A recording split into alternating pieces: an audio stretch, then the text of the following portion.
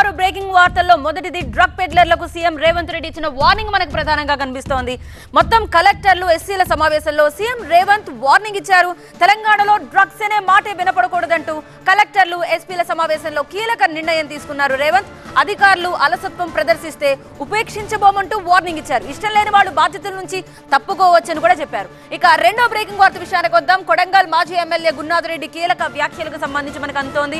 మహబూబ్ నగర్ లో కలిపేందుకు మొత్తం ప్రయత్నం చేస్తానన్నారు గురునాథ్ రెడ్డి. గత ప్రభుత్వంలో కొడంగల్ ని వికారాబాద్ లో కలిపారన్నారు. ముఖ్యమంత్రిని కలిసి ఈ కోరికను తీర్చమని కోరుతానని చెప్పి ఆయన చాలా స్పెసిఫిక్ గా చెప్తున్నారు.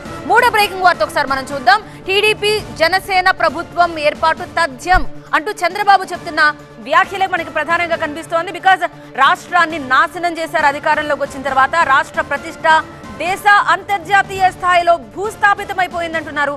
100 రోజులు కలిసికట్టుగా పనిచేద్దాం, ప్రజాప్రభుత్వాన్ని ఏర్పాటు చేసుకుందాం అంటున్నారు చంద్రబాబు నాయుడు. ఇక నాలుగో బ్రేకింగ్ వార్త విషయానికి వద్దాం. ఏపీ రాజకీయాలపై నటుడు పృథ్వీరాజ్ ఆసక్తికర వ్యాఖ్యలు. 30 years ఇండస్ట్రీ అని మనం చెప్తూ ఉంటాం కదా, ఆ పృథ్వీ గురించి మనకు కనిపిస్తోంది బ్రేకింగ్ వార్త.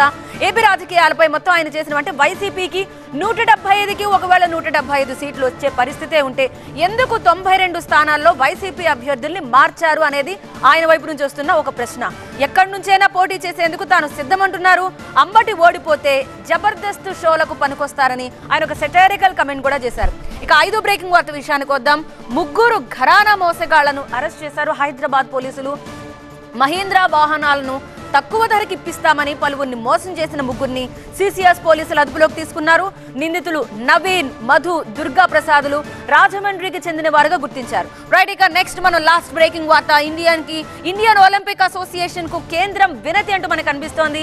బికాస్ రెజ్లింగ్ ఫెడరేషన్ నిర్వహణ కోసం అడ్హాక్ కమిటీని ఏర్పాటు చేయాలని విజ్ఞప్తి చేశారు. ప్యానెల్ ని ఏర్పాటు చేయాలని కూడా కోరారు. మరోవైపు రెజ్లింగ్ ఫెడరేషన్ కొత్త కార్యవర్గం రద్దు చేస్తూ సంచలన నిర్ణయం తీసుకుంది కేంద్ర క్రీడా శాఖ. ఇవి మనకి ఈ సమయానికి ఉన్న 6 బ్రేకింగ్